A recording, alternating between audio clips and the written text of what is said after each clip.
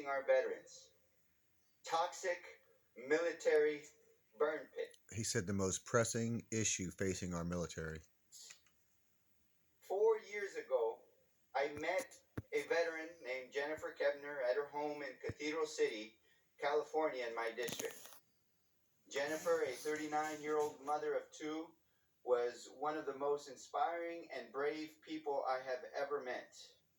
And that kitchen table conversation was one of the most impactful conversations in my life. When I met her, she was cachectic.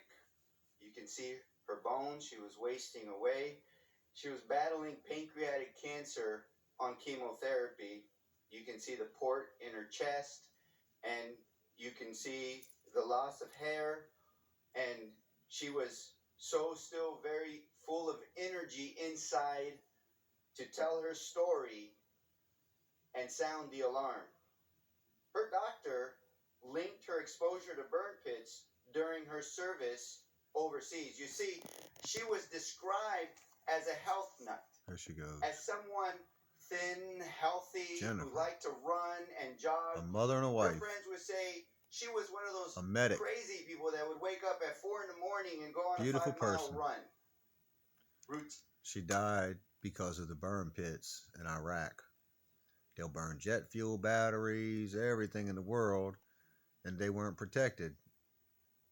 You know, it happens to all of us. We all do things that we ain't protected from, and that's what's going on here. Now, we need to take care of her. Evidently, there's a problem, or he's pushing for some kind of a cause. I don't know what it is. We'll find out. So when she came down with pancreatic cancer at such a young age, her physicians looked at her DNA, her family history, and they concluded that the most likely cause, given her low risk, was her exposure to toxic military burn pit smoke. I sat with her in her home as she told me her story. She told me about her military service as an Air Force medic, caring for our men and women in uniform who were injured or sick. An angel. You see, she was stationed at Ballard Air Force Base in Iraq. She's amazing. She told me about her husband and their 2 children, just like most Adia people. and Wyatt, who she loved so very dearly. Adia and Wyatt. And she told me about burn pits. These huge fields where military burns trash, anything and everything, including batteries, jet fuel, and medical waste, and plastics, and other hazardous material, causing service members I'm sure to there's a great inhale reason. toxic chemicals, carcinogens, and particulate matter. All this waste. We have to stop, everybody. They call it the crud, you see? The crud. Because after a long day in the desert, serving our country, they go to their camp wanting a little rest, and they smell this black toxic chemical smoke, and they get the soot in their face, in their nostrils, in their throat. They have itchy eyes, runny nose, a sore throat, they cough, and that's just another day at a base serving our country. Jennifer spent her last month as a leading voice for her fellow veterans exposed to burn pits, which she called the Agent Orange of our generation. Wow. The Agent Orange of our generation. We all are infuriated with the way that our Vietnam veterans were denied and their care was delayed and their recognition had been postponed when they were saying that we're sick. Their children are born malformed, they're infertile, they have other issues and syndromes and symptoms that are life-threatening and debilitating. And she is saying that this is the Agent Orange of our generation, and she knew that she was going to die. She knew that her days were limited. She knew that pancreatic cancer is the most aggressive cancer that causes death within months after diagnosis. She didn't give up. She didn't give up. We ain't giving up. Despite the VA denying her the recognition that it was the burn pits that caused her pancreatic cancer, she didn't give up.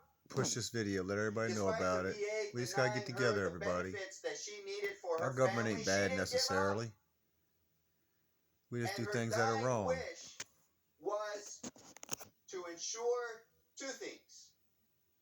One was that other veterans didn't have to struggle through a system that denied and delayed and did not recognize her illness. So that she What's said, the second? let's help other veterans. Okay. And the second was, please help my husband Ben get the benefits to care for my children. In her last dying days, she was thinking of others with that heart of a servant. That's what a parent And does. the fierce determination of a warrior. And a good citizen. And I remember